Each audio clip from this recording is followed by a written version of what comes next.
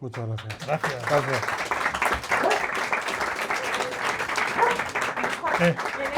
Le dejo aquí a Sandra el libro que además ellos dos han compartido con otros creadores del Jardín de Polinizadores, en el que también presentan parte de lo que van a hacer. Aquí flipáis, ¿eh? Sí. En esta guía flipáis. Bueno, buenos días a todos. Me hace una especial ilusión porque 4 ediciones después estoy sentado aquí. Yo estoy más a gusto ahí. Y eso se lo debo a Bernabé, que anda por ahí, que dijo, en algún momento le tendrás que contar a la gente qué estáis haciendo, ¿no? Y yo dije, bueno, pues a mí me gusta más hacer que contar lo que hago.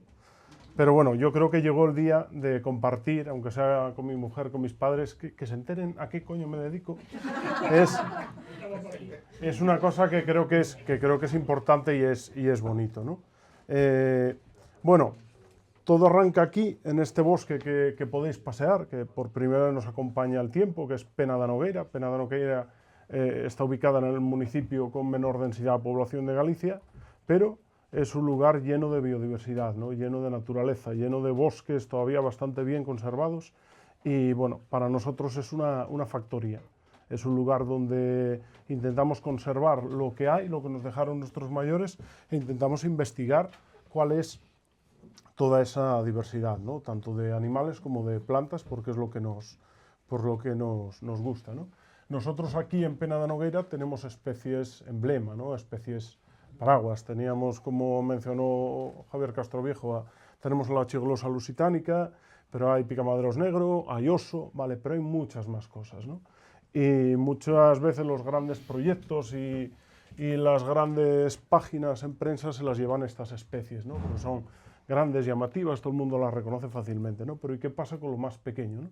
Yo igual, como soy tan grande, siempre tuve una gran sensibilidad hacia lo pequeño, ¿no?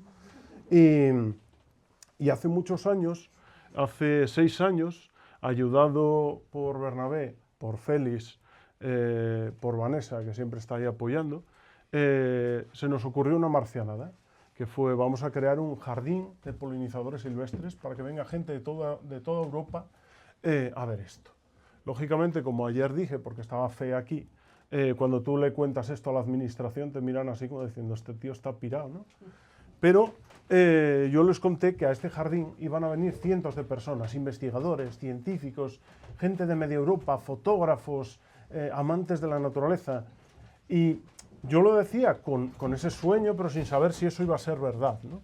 Y de aquí nació lo que ahora veis, y vais a poder pasear estos días. La foto de la esquina de arriba es cómo estaba esto hace 5 o 6 años. Después cómo fuimos desbrozando y manteniendo los muros de piedra seca que ahora veis, separando las fincas, y cómo fue evolucionando el jardín en el tiempo, ¿no? Y esto para nosotros era, como asociación, un recurso natural que nosotros queríamos mostrar, pero a la vez un laboratorio de investigación vivo, ¿no? Vivo y dinámico.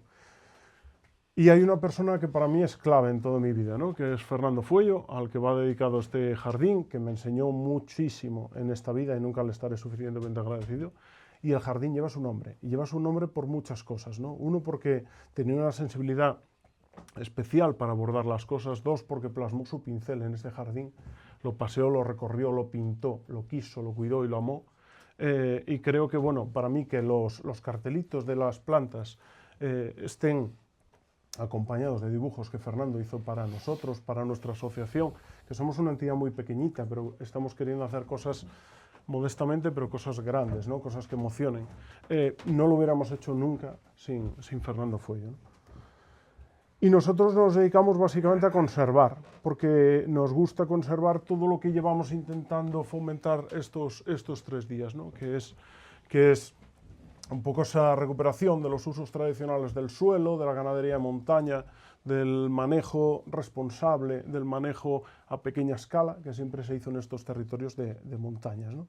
Entonces, bueno, vais a ver que a lo largo del jardín pues hay un montón de refugios para ayudar a conservar toda esta diversidad entomológica tan grande que tenemos aquí, que es por lo que Félix y yo estamos ahora aquí sentados, ¿no? Entonces, nosotros quisimos conocer qué diversidad había de insectos en este caso. Hicimos, aparte de ahí, saltamos a intentar conocer qué había en las 3 reservas de la biosfera que hay en la provincia de Lugo, que son territorios hermanos, porque al final el paisaje es muy similar, las montañas son muy similares, la vegetación es muy similar, pero no es igual.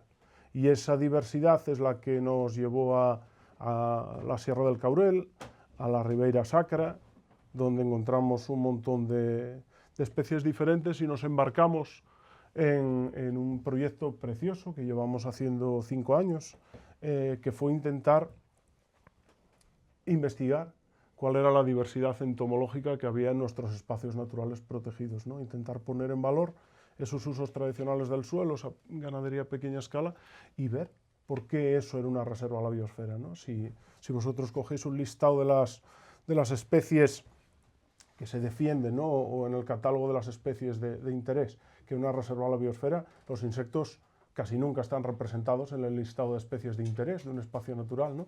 O como mucho algún coleóptero, ¿no? A lo mejor Cerambis cerdo, por ejemplo, o Lucanus cervus, son los dos únicos insectos que aparecen en esta reserva a la biosfera a la que estamos ahora, que es la de Río Eo, Oscos y Terras de Burón. Solo hay 2 insectos en esa lista de especies de interés y los 2 son coleópteros, ¿no? Entonces nosotros dijimos, vale, vivimos en un espacio natural protegido, pero ¿por qué es importante, ¿no?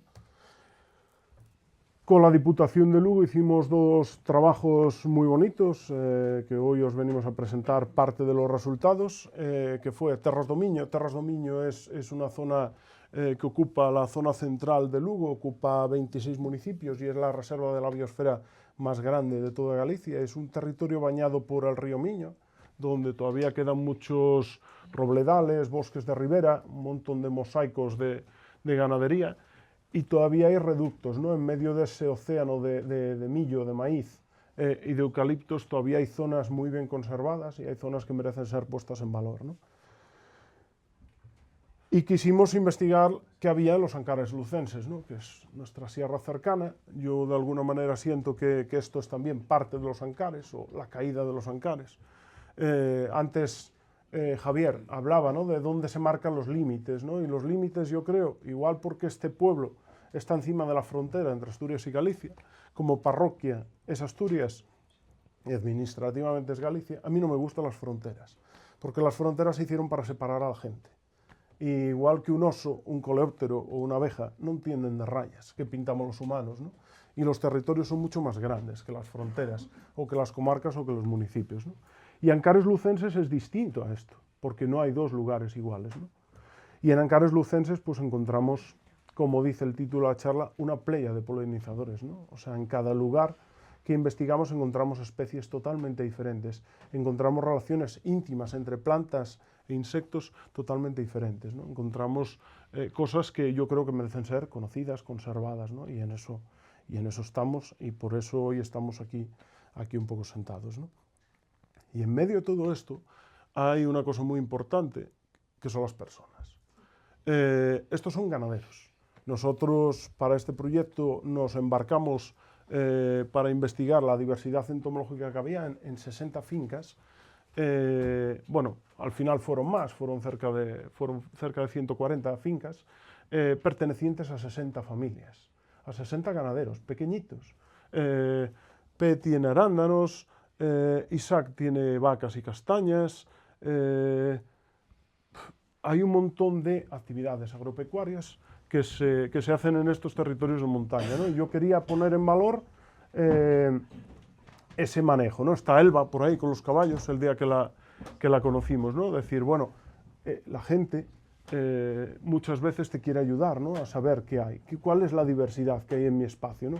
Ayer conocisteis a José Manuel, conocisteis a Elba, conocisteis a Concha, ¿no? Gente con la que estamos trabajando a diario para ver cuál es esa diversidad que hay en sus espacios, ¿no?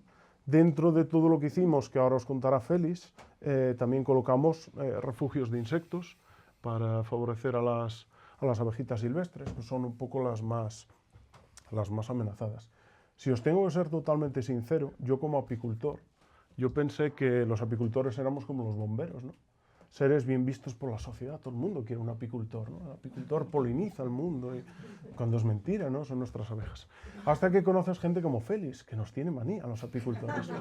Y yo dije, espera, igual algo no estamos haciendo bien como oficio. Y te das cuenta que al final un apicultor es igual que un policía o que un banquero. Los hay buenos, malos y regulares, ¿no? El problema es que los malos apicultores generan un impacto enorme en la naturaleza también, porque con grandes concentraciones de colmenas se desplazan los polinizadores silvestres y hay una gran pérdida de biodiversidad. A mí todo eso me sonaba a chino, porque yo tengo una apicultura a pequeña escala, muy poquitas colmenas, no las muevo, no las alimento, y yo decía, jo, ese no es nuestro modelo, claro, pero es que no hay dos modelos iguales. Entonces, igual que un mal manejo o una mala práctica agrícola o ganadera es perjudicial para la biodiversidad, también una buena práctica agrícola o ganadera puede llegar a ser beneficiosa, ¿no? Y en ese proyecto nos intentamos embarcar. Eso a mí me cercenó la vida, porque yo antes salía de paseo y disfrutaba, ahora en cada planta me tengo que parar, en cada flor me tengo que parar, cada macizo de flores una hora de trabajo, lo disfruto muchísimo. Y hay una cosa que yo quiero decir, este trabajo, esta charla, es una de las cosas más bonitas que me pasó en la vida, porque lo estoy haciendo con este señor, con este buen señor, del cual estoy aprendiendo. No os podéis imaginar todo lo que estoy aprendiendo y al cual estoy queriendo un poco más, ¿no? Cada año, por bueno, todo lo que enseña. No, es verdad, joder. Todo esto es para que llores. No, pero quiero darle las gracias. No, quiero darle las gracias públicamente, porque en el camino te encuentras gente como Bernabé, como Carlos, como un montón de gente que está deseando enseñar a quien quiera aprender. Y eso es algo muy, muy estimulante, ¿no? Porque está todo sin hacer, está todo sin aprender. Está todo sin investigar. Eso que veis ahí no es un monte, es el futuro de todos nosotros. Quiero decir, todo eso no son pueblos abandonados, no, son territorios llenos de oportunidades, ¿no? Y esto, lo que estamos haciendo nosotros, es algo más de todo lo que se puede hacer por nuestro entorno, ¿no? Y cuando te metes en esto, te das cuenta que no sabes nada, ni de insectos, ni de plantas, ni de flores. Y que puedes estar años y años y años trabajando. Yo nunca voy a llegar a tener el nivel que tiene este señor. Pero cada año vas aprendiendo mucho más y cada año te das cuenta que no tienes ni idea todavía, porque es algo inmenso. Porque yo, que trabajé muchos años en conservación de oso, visto un oso, vamos a decir, vistos todos, un oso, vale, muy bien. Uno más grande, otro más pequeño, uno más rubio, otro moreno, pero es un oso, es una especie. De abejas hay 1.200... 36 especies. 36 especies. De moscas, otras tantas. De coleópteros, otras tantas. Sal y anda. Quiero decir, es un universo que explorar, ¿no? Y está todo por hacer, ¿no? Y te das cuenta que dices tú, vale, pones refugios, pones estructuras, pero ¿dónde está Walter? El adobe, la tierra cruda, no la inventamos los humanos. Los insectos. Y de hecho nosotros estamos estudiando muchas especies, no sé si veis la foto de aquí, que utilizan barro líquido con pajas, con hebras vegetales para construir su hogar. Quiero decir, el ser humano lo que lleva toda la vida es intentando imitar la naturaleza, intentando observar, por eso somos inteligentes. Cuando ves abejas que son capaces de construir celofán, de quedarse con las partes más peludas de las hojas y crear un hogar para sus larvas, ¿no? Incluso recolectar lanas o pelos de mastines, de ovejas, para ser capaces de cardar esas lanas y hacer un refugio, te ríes del colchón viscoelástico. ¿Vale? Y esta es una historia muy bonita, que yo di una charla a la que le tengo mucho cariño en Navia de Suarna para un montón de ganaderos y ganaderas que había allí. Y yo les empecé a contar les empecé a enhebrar una historia, ¿no? de por qué iba a hablarles yo, que soy de Negueira, de la diversidad de Ancares, ¿no? Y de alguna manera, Padi Ornosa, en el año 81, hizo su tesis doctoral, entre otros sitios, en Piornedo de Ancares, y encontró este abejorrito de montaña, ¿no? Bombus oroensis, que sobreescribió como Ancaricus, ¿no? Y cuando empezamos a hacer todos estos trabajos, uno de los retos fue decir, a ver si está todavía. Si 42 años después nadie reparó en él, era como un reto, ¿no? Intentar saber si estaba o no estaba. Y lo encontramos. Entonces, como ahora vamos a hablar de resultados, le doy paso a Félix, ¿vale? Porque esto es una charla entre los dos. No se aplaude hasta el final. Eso, ya me he quedado yo con la gana de aplaudir. No. Venga, Sandra. Venga, vaya. Gracias. ¿Qué hacemos? ¿Devolvemos los banderines? O quiero decir, a ver, ahora el que tiene que hablar de agradecimiento, de ilusión, de pasión, de conocer gente, de amistad, tengo que ser yo, pero las palabras son las mismas, entonces creo que tampoco es cuestión de repetirse. Yo he aprendido mucho de Berto, he aprendido mucho con Berto, he disfrutado con él, he paseado estos montes, he tenido proyectos, estos proyectos, y sinceramente son quizá los últimos proyectos de mi vida científica o de mi vida investigadora, y a los que más ilusión les he puesto y les estoy poniendo. Lo demás me da igual. Quiero decir, tengo más cosas, sí, pero este proyecto, estos proyectos de conocer esta fauna, se los debo a él, se los debo a Vanessa, se los debo a la Asociación Corripa. Me ha permitido eso, conocer un montón de gente y sobre todo trabajar en lo que me gusta. Y claro, trabajar en lo que me gusta es la parte menos romántica de la charla. Berto ha contado lo romántico, lo bonito, salir al campo, recogerlas, pasear con los ganaderos, reconocerlas en las... Y luego después él lo que hace es me las manda a mí, para que yo le ponga nombre. Y entonces, claro... ¿Sacamos? ¿Eh? ¿Lo sacamos? Sí. Entonces, para que veáis un poco nuestro trabajo, es decir, la parte de recolección y la parte de ponerles nombre, bueno, pues ¿Las vas pasando, Conchi? os hemos traído unas muestritas ¿Las paso? Sí. Ah, para pasarlas. para que pasen, sí, que pasen entre la gente, simplemente echar un vistazo. Advirtiéndoos que tengáis sumo cuidado si no queréis ver cómo me da Sí. un infarto en directo. Sí, a ver, os digo, de lo que os voy a contar ahora, algo de lo que os voy a contar ahora está aquí. Ese algo de lo que yo os voy a contar ahora que está aquí, podríamos decir que son joyas. Para nosotros, al menos, son joyas. Y la delicadeza de estas joyas, pues está en la calidad del trato, básicamente. Entonces, tratarlas con cariño, tratarlas con delicadeza, implica poderlas ver sin necesidad de que se rompan o sin que lleguen a romperse. Pero sí es cierto que quería haberos enseñado lo que para nosotros es motivo de ilusión, motivo de alegría. O sea, para mí, como taxónomo, y ya empiezo a contaros no lo que hemos encontrado, porque no es lo que hemos encontrado. Yo lo que os quiero contar es lo que estamos encontrando. Porque este es un proyecto que no está terminado. Es un proyecto que continúa día a día, mes a mes, año a año. Es un proyecto en el que este hombre cada vez me va mandando más bichos y yo voy acumulando más bichos en mis armarios. Y me dan sudores, porque claro, se acumulan con la necesidad de ser identificados. Y hay otros, ya os digo, tengo otros proyectos, tengo otros trabajos de investigación en los que también me exigen la necesidad de identificar y se van acumulando. Y cuando estos bichos no se acumulan como los osos de uno en uno, de dos en dos, no, estos se acumulan por miles. Entonces, claro, cuando ves que tienes 10 cajas con 1000 ejemplares en cada caja, que son 10.000 ejemplares a los que les tienes que poner nombre, y les tengo 3 meses, a ver cómo lo hago, sudas, pero bueno, al final va saliendo. Entonces es lo que estamos encontrando y es lo que quiero que veáis. Y por otro lado también quiero reivindicar un poquito la función, mi parte, en este proyecto, lo que es la taxonomía. La taxonomía, si os dais cuenta, tanto ayer como hoy, sobre todo, se habla de los nombres de los organismos. Y hay veces que incluso se habla como en tono humorístico, lo cual está bien. Quiero decir, siempre que no se haga ni con menosprecio ni con condescendencia.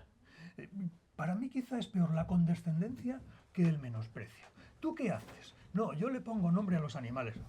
Fíjate, qué cosita, qué bien, los bichitos. No, vamos a ver. Estamos hablando del primer paso para el conocimiento de la biodiversidad, para el conocimiento de los hábitats, para el conocimiento de los ecosistemas, para el conocimiento. Es decir, cuando el hombre necesita poner nombre, es el primer paso. Y entonces cuando somos capaces de diferenciar el Batrachotrichus de otros hongos, y sabemos que ese Batrachotrichus es el hongo que está diezmando las poblaciones de anfibios, ya estamos aplicando la taxonomía. Y la taxonomía entonces es este primer paso que nos permite después hacer trabajos de laboratorio, hacer trabajos de caracterización genética, como hemos visto esta mañana, bien sea ambiental o no, trabajos de filogenia molecular, trabajos de distribución, trabajos de calidad de paisaje, cualquier tipo de trabajo. Entonces, mi función es sencilla, es básica, es pobre, es triste, no lo sé, pero creo que es una función importante. Y la función del taxónomo, pues como pone en la diapositiva, ¿no? Pues más allá de poner nombres, pues da trabajo. Y de hecho, pues estos proyectos con los que estamos ahora entre manos, pues han dado pie a la realización de trabajos de fin de máster, de trabajos de fin de grado, es decir, que hay gente que se puede aprovechar aún más de estos proyectos simplemente utilizando la taxonomía. Pero bueno, más allá de reivindicar la taxonomía, yo lo que quiero contaros es lo que estamos encontrando. Y claro, lo que estamos encontrando pasa por, a ver, Sutherland. Un momento. Perdón, ¿qué quieres? Primicia. Lo que estamos encontrando es todo nuevo. Qué canalla, eso ya me lo habías dicho. Desarróllalo. Todo nuevo. ¿Qué quiero decir? Pues Venga. fijaos, no voy a ser novedoso porque lo ha dicho Carlos, porque lo ha dicho Javier, porque... ¿qué significa que estemos encontrando todo nuevo? Pues que estamos pisando un territorio inexplorado, estamos pisando un territorio desconocido.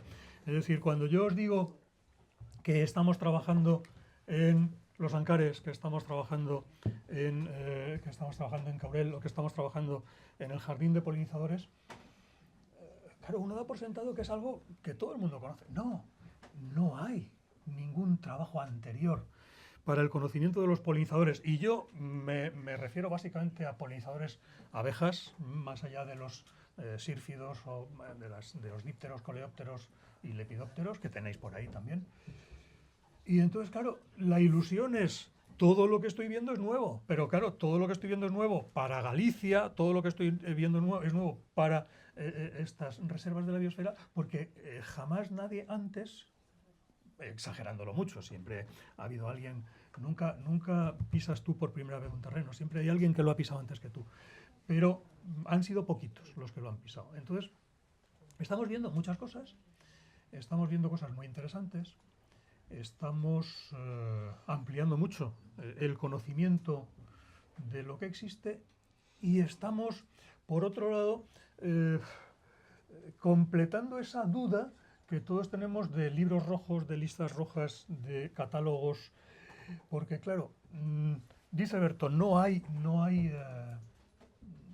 insectos en las listas rojas, no hay insectos, apenas hay insectos. En los libros rojos de la UICN, pero claro, es que falta tanto por hacer, que en el caso de las abejas yo no me veo capacitado, después de llevar un montón de años trabajando con ellas, no me veo capacitado para decir esta especie está en riesgo o no está en riesgo, está en peligro o no está en peligro, porque creo que no está suficientemente estudiada. Y por ahí vamos. Entonces, este tipo de trabajos nos lleva a eso, nos lleva a encontrar pues que en los Ancares lucenses, por ejemplo, este señor ha recogido más de 470 ejemplares de abejas y abejorros y que yo he conseguido identificarlos o incluirlos, repartirlos en 25 géneros de al menos 71 especies. Y digo al menos 71 especies porque no está terminado. Entonces, estas 71 especies pueden convertirse en 85, en 96 o en 142. Pero sí destacar que vamos a partir de la base de que en la península ibérica tenemos 65 géneros, si no me equivoco. 65 géneros, de lo que entonces 25 viene a suponer un tercio, más o menos, algo más de un tercio, solo en los Ancares lucenses, comparando con el resto de la península. Es decir, que la riqueza y la diversidad son impresionantes. Bueno, ahí más o menos en la tabla pues está un poquito el reparto de lo que vamos encontrando ¿Esto tiene punteros? No, sí, pero en la tele no va, es verdad. Vas a tener que levantar. No, que se levante el grandote. Pues eso sí. Para eso valgo. Hombre, no, es simplemente ¿Qué no marcar. Lo que tenéis en las cajas es lo que está aquí. Es Sí, decir, más o menos. hemos intentado repartir por géneros y especies o morfoespecies lo que estamos encontrando. Y como contároslo así con cifras es quizá bueno, pues es poco interesante. Si os queremos contar pues que de estas 71 especies que hemos encontrado en los Ancares, pues hay algunas muy interesantes. Fijaos, tenemos ahí Antophora femorata, tenemos ahí que tenemos Pseudoantidium melanurum. Me da igual. Más allá de la belleza de estos animales, fijaos, no sé a quién le decía yo, a Lucía, ayer que me hablaba del escarabajo, bueno, Lucía y Vanessa, del escarabajo este que tiene los muslos gordos, este verde que tiene las patas gordotas, que es la oedemera. Fijaos, mirad las patas de atrás de esta Antophora femorata, de ahí lo de femorata, por el fémur gordo, o la belleza que tiene el antidium, el pseudoantidium melanurum que tiene debajo. Pero lo que me interesa es lo que os decía antes. Mirad, desconocida en Galicia. Y todos los que van a pasar por aquí son desconocidos en Galicia. Todo nuevo. Todo nuevo. Eso es lo interesante, eso es lo curioso. Eso es lo que a mí me hace ilusión y eso es lo que merece la pena. Y más allá de eso, tenemos al otro lado de la diapositiva, tenemos otra vez, es la misma foto porque no teníamos otra, el Bombus soroensis ancaricus y debajo tenemos el Bombus inspectatus. Son dos especies de abejorros que siempre se han considerado como en cierto riesgo de exclusión, cierto riesgo de desaparición en determinados territorios. Y hablando de listas, hablando de incorporaciones y hablando de oficialidad, pues a mí me hace especial ilusión que Bombus inspectatus, que es el que está debajo, junto a otras 3 especies, esté a punto, tenía que haber salido ya, pero bueno, pues la administración es lo que tiene. Hay veces que da dinero y no te lo puedes gastar, y hay veces que no te da dinero, pero te da igual porque te retrasan las cosas. En este caso no es cuestión de dinero, es cuestión de publicar en el Boletín Oficial del Estado, en el listado de especies en peligro crítico de extinción, pues insectos, que era lo que buscábamos, publicar algún insecto, porque apenas hay nada. Y entonces, bueno, pues hemos conseguido incorporar la ficha de 4 especies de abejorros a este listado de especies en peligro crítico de extinción y será publicado pues cuando sea publicado, pero mis últimas noticias es que está aprobado y por tanto, bueno, pues es motivo de alegría. Pero más allá de esa alegría es que los hemos encontrado aquí. Es decir, que Bombus inspectatus, ese Bombus inspectatus que está ahí fotografiado, lo hemos encontrado aquí en los Ancares. Con lo cual, estamos certificando que alguna especie que está en peligro crítico de extinción, si tenemos cierta consideración con el terreno que estamos estudiando, pues vamos a poder mantenerla y vamos a poder custodiarla de alguna manera. ¿Me he saltado de foto? No, siguen. No. Va. Y entonces, pues, más o menos lo mismo. Todos los ejemplos que os traigo son ejemplos simplemente curiosos. Claro, ¿hasta dónde llega la curiosidad? Pues para alguien que esto no dejan de ser bichos, pues siguen siendo bichos, más o menos colorines, pero claro, cuando les buscas un poquito más allá, pues tienen cierto interés o cierta. No he puesto escalas porque es un problema, pero si veis en las cajas no hace falta escala, es decir, hay abejitas que miden desde 3 milímetros o menos hasta la Psilocopa, que puede medir más de 2 centímetros. Aquí ocurre lo mismo. En este caso, yo más allá de que sean nuevas para toda esta zona de estudio, pues, por ejemplo, la preciosidad que tenemos abajo, Gema, lo siento.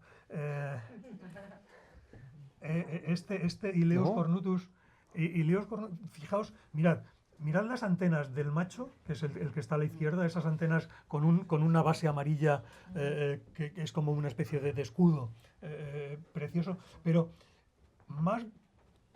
Joder, es que no sé cómo... Más bonito para mí es la hembra que está a la derecha. Mirad, ¿veis los cuernecillos que tiene en la frente? Tiene un par de cuernecillos que es de donde le viene el nombre, que cuando la ves dices, es que esto es esto. O sea, es de esas que la reconoces en el momento en que la ves. Y haberla encontrado aquí cuando su distribución habitual no pasa del centro de la península para acá, es decir, la distribución dice sur, centro y meseta norte, es decir, que se puede quedar, vamos a decir, en el sistema central, más o menos.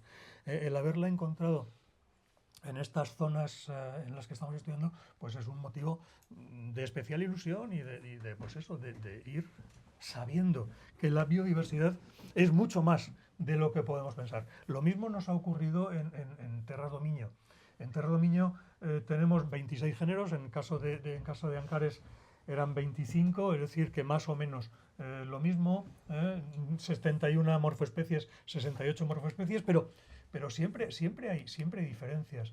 Es decir, aquí vemos, por ejemplo, pues lo que tenemos arriba a la derecha, que es Eucera codinae, ¿no? Creo. Sí, es Eucera codinae, que es una rareza, básicamente es una rareza, y que la hemos encontrado aquí.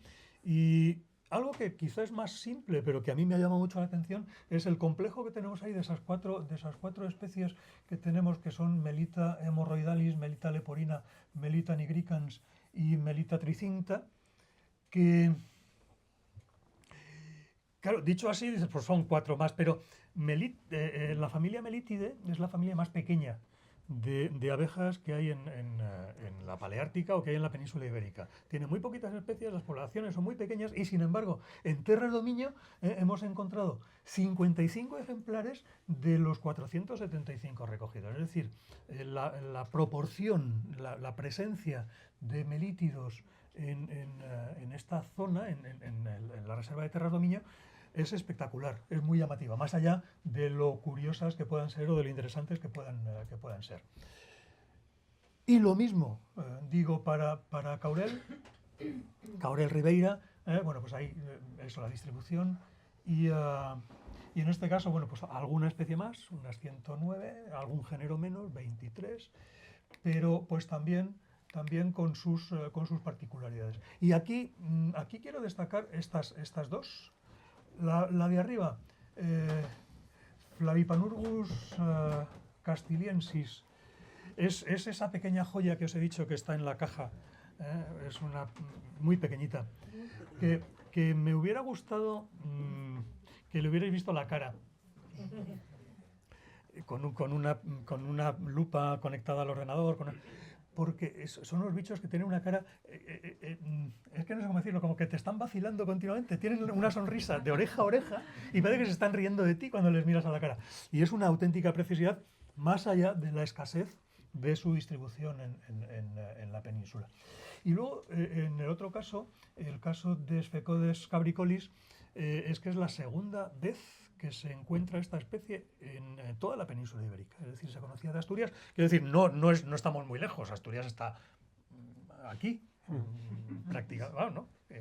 Pero el hecho de que sea la segunda cita para la península ibérica, pues en cuestiones de faunística, de distribución y de taxonomía, pues siempre es interesante. Y por eso la he traído.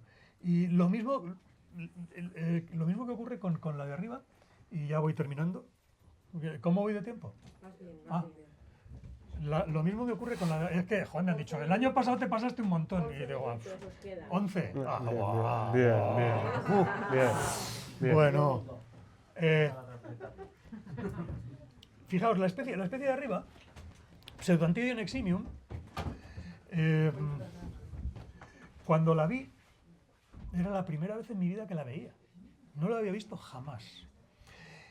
Y me sorprendió. Se reconoce muy bien. Mirad los dos piquitos que tiene en el culo. Bueno, en la parte en el culo. Los dos piquitos que tiene en el culo. Y yo dije, esto no lo conozco, esto no lo he visto en mi vida. Y entonces, bueno, pues al final dices, es Pseudoantidium eximium. Y me puse a buscar dónde estaba este bicho, y este bicho estaba del centro para abajo.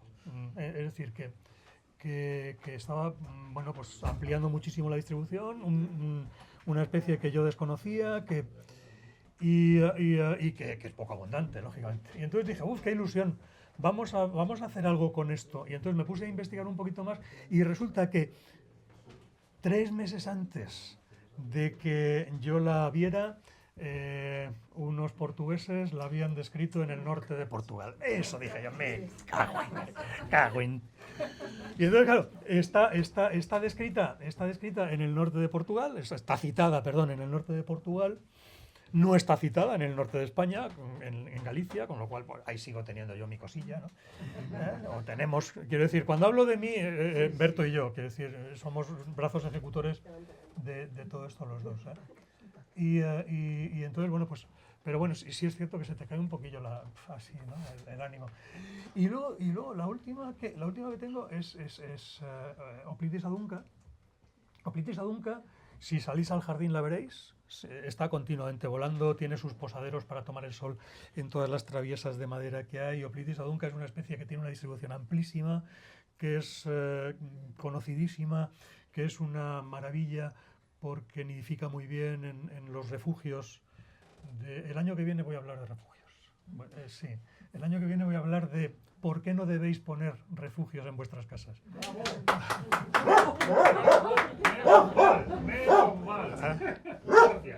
De nada.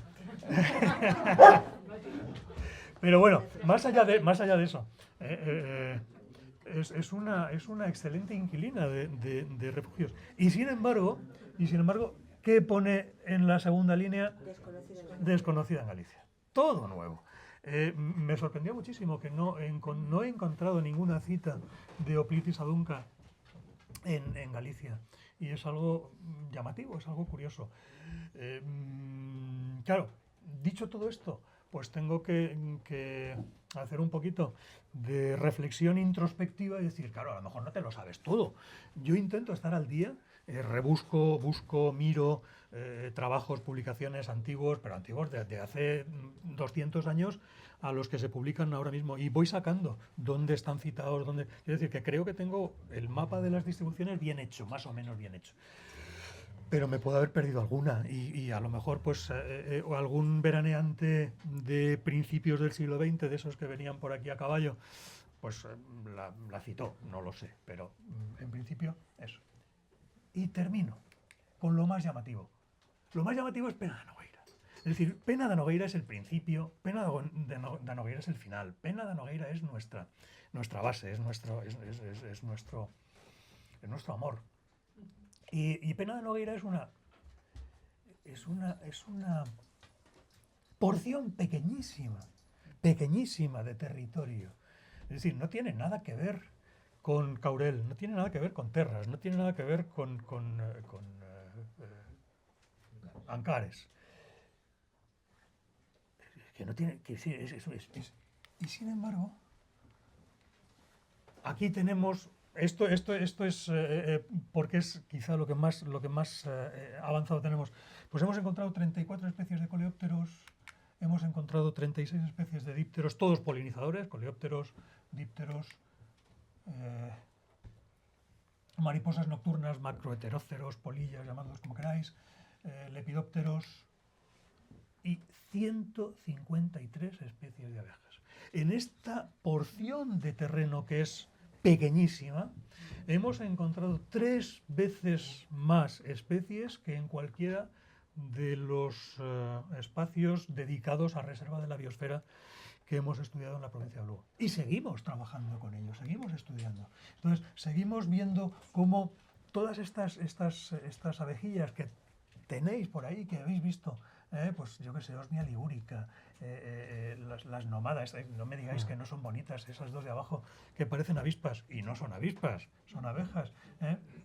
Bueno, y todas ellas, vuelvo a decir, con una escasa distribución en la península ibérica, desconocidas en Galicia, y por tanto, bueno, pues con una especial ilusión, no solo por lo que estamos encontrando, sino por continuar el trabajo, continuar recopilando información, y creo que para terminar, completando una lista, un catálogo, una base de datos quizá de lo más potente o de lo más contundente que se pueda conocer en la península ibérica, referido a abejas silvestres, abejas polinizadoras. Creo que ese va a ser nuestro éxito, aunque no lleguemos a morir de él, porque nos quedamos entre nosotros, pero nos hace mucha ilusión. Y entonces, bueno, pues con eso, ya que cierre este hombre la charleta, y así, si hay que echar la bronca, se la echáis a este por el tiempo, y no a mí. Muchísimas gracias.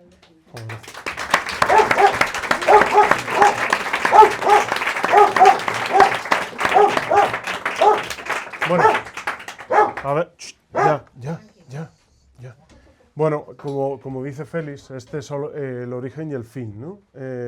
Bueno, evidentemente Fernando vuelve a estar presente porque estos dibujos que él hizo, que tenéis en la guía de polinizadores Fernando Fuello, que está por ahí, en algún lado, al final son los que describen toda esa diversidad de la que está hablando Félix, ¿no? Que es la que estamos encontrando, ¿no?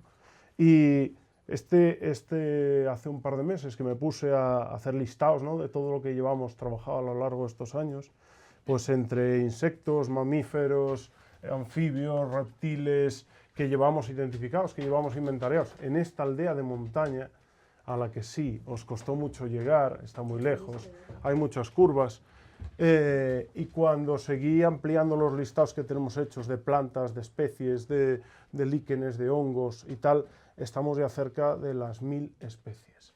Y eso es mucho decir, ¿no? Y bueno, yo quería acabar la charla, ¿cómo se dice? Exaequo, ¿no? Que estamos haciendo Félix y yo, con una parte muy importante, que sois todos vosotros, ¿no? Porque en el fondo, yo donde más disfruto en todo el año es en el campo. O sea, yo, aunque os quiero mucho a todos, cuando yo estoy solo en el campo sin ver a nadie y sin que me suene el teléfono en todo el día, soy la persona más feliz que os podéis echar a la cara. Los insectos tienen algo que no tiene ningún otro grupo. Yo en el fondo, aunque mida 2 metros, soy un niño grande. Y yo creo que casi todos nosotros amamos la naturaleza, ¿no? Los insectos te dan algo que no te da ningún otro género. Siempre ves algo que no habías visto en tu vida. Y eso te saca al campo todos los días con la ilusión de un crío pequeño. Muchas gracias a todos.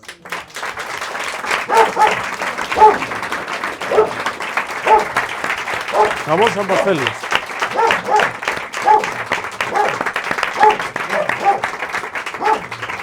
Oye, la tuya. Yo ya no me puedo.